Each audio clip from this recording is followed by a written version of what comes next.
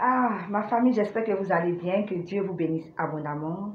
Aujourd'hui, nous sommes à notre rubrique. Allô, écoutez votre conseiller.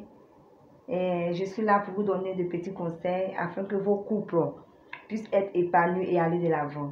Alors aujourd'hui, on va parler d'un sujet, je ne sais pas quel thème donner, mais il s'agit de toujours voir des femmes veuves malheureuses ou bien sans rien lorsque le mari n'est plus. Alors que le mariage c'est construit ensemble, le mariage c'est planifié. Alors ce matin, je vais donner des conseils aux couples, aux épouses aussi, à tout le monde, que vraiment, lorsque vous vous mettez en couple, vous savez que le mariage renferme beaucoup de choses. Le mariage n'est pas uniquement aller se dire je t'aime, c'est important. C'est pas aussi que le sexe, c'est pas aussi que les finances. En tout cas, c'est un ensemble, c'est un équilibre. Alors, il faut être équilibré dans le mariage. Lorsque le mariage, c'est construit. Lorsque vous vous mettez ensemble, c'est construit. Vous êtes en train de construire quelque chose pour un bien-être pour la famille. Donc, je pense que lorsque vous rentrez, vous devez analyser tout et planifier tout. On ne laisse pas seulement le monsieur travailler ou on ne laisse pas seulement la femme travailler. Les deux mains, c'est deux mains qui se lavent pour arriver à une destination.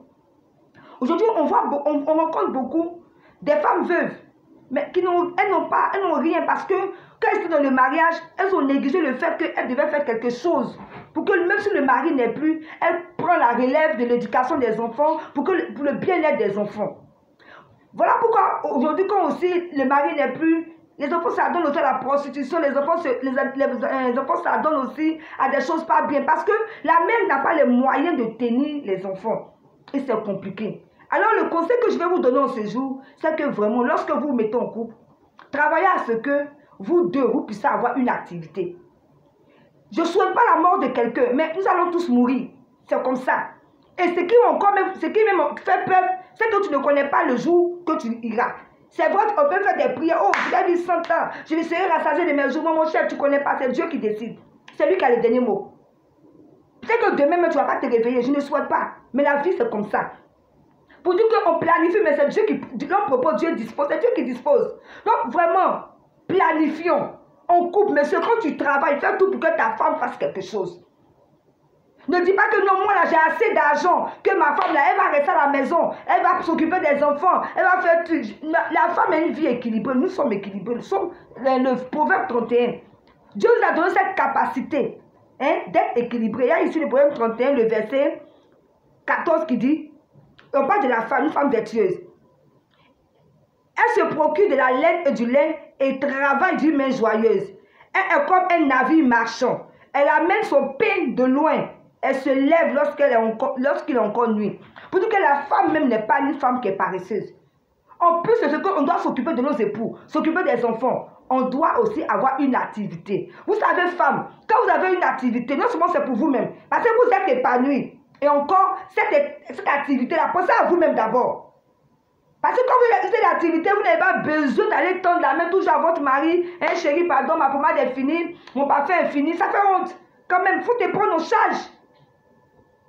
Et ensuite, cette activité que tu as, c'est pour le bien-être au corps de ta famille, tes enfants, ton époux.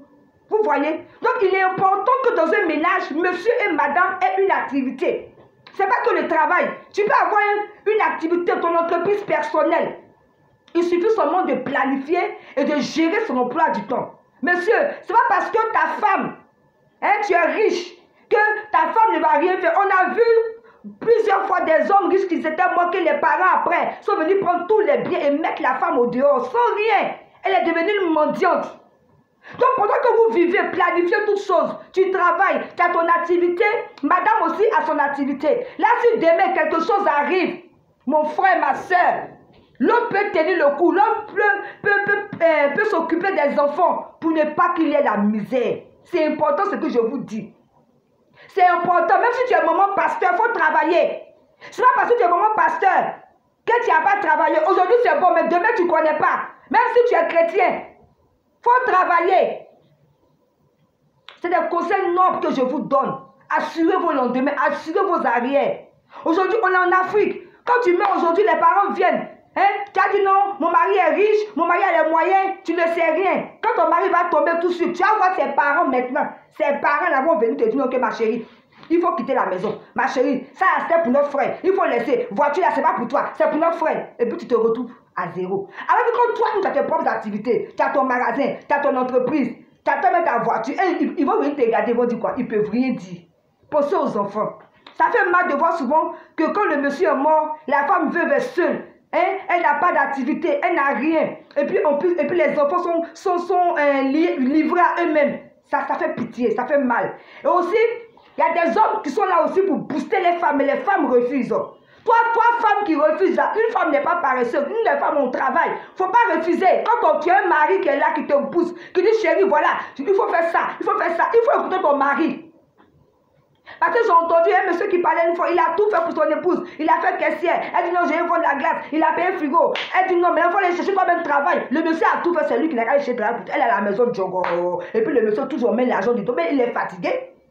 Il a tout fait pour que tu fasses quelque chose, mais tu ne veux pas. Il est épuisé. Aujourd'hui, la vie est dure, les femmes, que vous voulez ou pas. C'est vrai, les hommes sont les chefs de famille. C'est vrai, les hommes doivent tout faire, mais au-delà, c'est deux mains qui se lavent. C'est difficile. C'est deux mains qui se lavent. Voilà pourquoi une femme doit se prendre en charge. Elle doit se battre, non seulement pour elle-même, pour son épanouissement, pour ses enfants, pour son époux, pour sa famille, pour sa maison, pour que la maison puisse ne rien manquer. Donc, papa, je tiens un cri de cœur. Quand vous n'êtes plus, c'est difficile. Les mamans n'ont rien. Elles n'ont pas de magasin. Pendant que tu vis, que tu as les moyens, que tu peux faire un magasin pour ta femme, tu peux lui créer une entreprise. Tu peux la faire voyager pour aller à Dubaï, pour aller en Chine, pour aller prendre des marchandises. Pendant que tu vis, tu as les moyens. S'il te plaît, fais-le. Ne dindez pas. D'après le mot des gens, il ne faut pas dinder, pardon. Les enfants, là, on ne sait jamais. Ce n'est pas nous qui détruisons notre vie, c'est Dieu qui décide. Si demain tu n'es plus là, elle fait comment avec les enfants, là?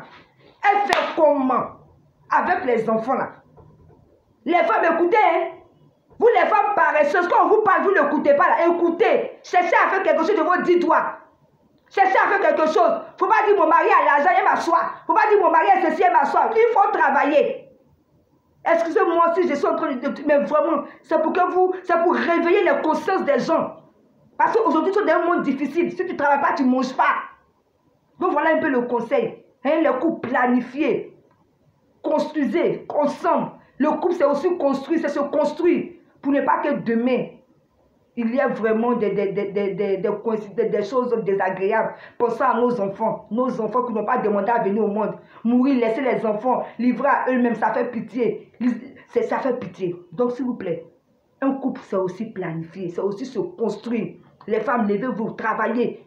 Travaillez, ne coûtez pas. Si votre mari dit restez à la maison, franchement, ne le coûtez pas. Dites que vous devez travailler. Nous les femmes, nous avons la capacité de s'occuper de nos époux, de travailler, s'occuper des enfants. On a cette force en nous. Donc, laissez-nous, on est équilibré. Une femme là, une vraie femme est équilibrée, elle peut tout faire. Elle peut tout faire. C'est elle qui veille, qui prie, qui fait tout. Nous avons tout en nous. Le Seigneur a donné une force incroyable. Donc, soyez vraiment bénis. C'était le conseil d'aujourd'hui. Allons écouter votre conseiller. Je vous aime. À très bientôt pour une prochaine vidéo.